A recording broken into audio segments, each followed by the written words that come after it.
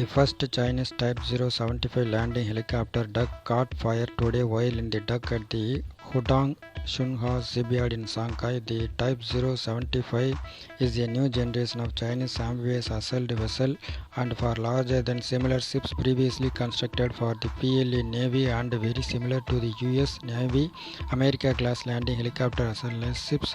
According to released photo and video on social media, a fire broke out as welders were working during the construction process. A thick plume of black smoke was seen from the weld deck. The Type 075 assault carrier is around 895 feet long and 141 feet across. The Type 075 designed to give the Chinese Navy the ability to launch various types of helicopters to attack naval vessels, enemy ground force or submarines. The vessel will also be able to deploy landing craft and troops plus house command and control operations.